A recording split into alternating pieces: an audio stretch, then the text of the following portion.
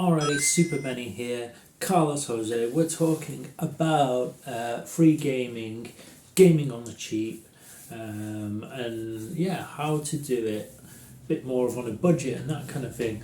A lot of people like to flex, a lot of people like to show what they've got.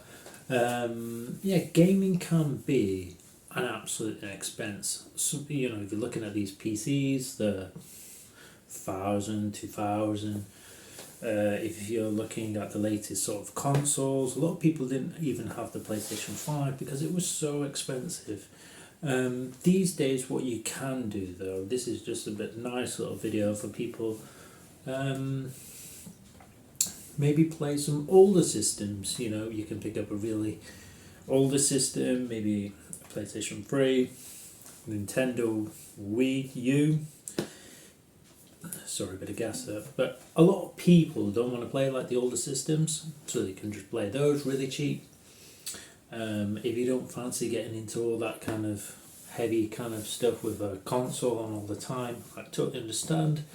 Maybe pick up one of like the mini. You can pick up a little mini system as well, like Nintendo Mini, Sega Mini has like 50 games on there, 40 games on there. You can have a good bash on that.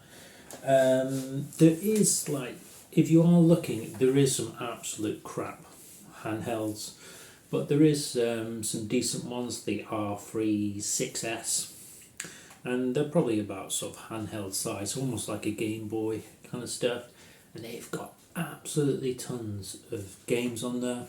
So about for £30, £35, maybe $50, wherever you're watching this video from.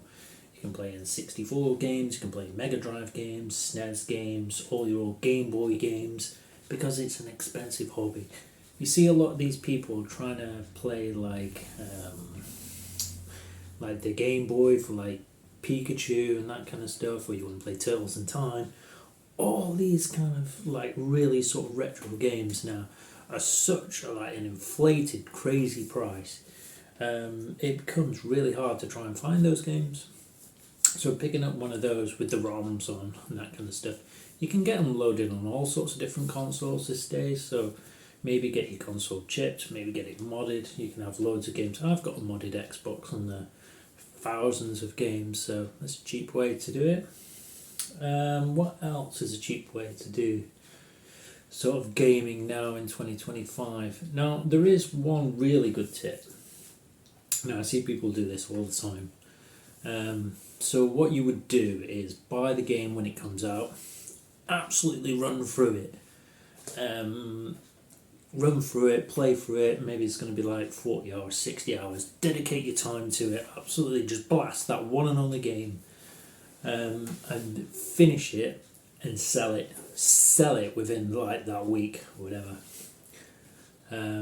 Yeah, and you will make your money back, and it's a bit like rental, how it used to be with like Blockbuster and that kind of stuff. You might just have to you'll get back what your money is, but £3-4 to play through the whole game. You've not had to, so you won't really have spent all that money. You've only spent a couple of quid just to play through the whole game, latest game, without losing out on any money there. So for the same sort of price, you can play the game completely, give it to someone else. That's a really good way of gaming as well. What else? Yeah, there's loads, you don't have to actually go out and buy games as well. Loads of cool, just free games. A lot of people play Fortnite, there's Marvel Rivals these days, loads of free games, there's demos. So yeah, just check the PlayStation Store really, there's loads of cool stuff on there.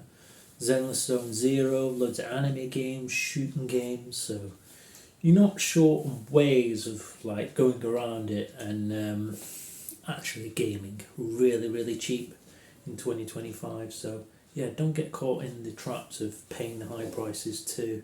If you really, really want a game as well, maybe just wait till 3-4 months as well. You'll drop the price as well, take a good £20 off it anyway. So yeah, don't FOMO into these things as well. So yeah, cheap ways to game in 2025. Take care.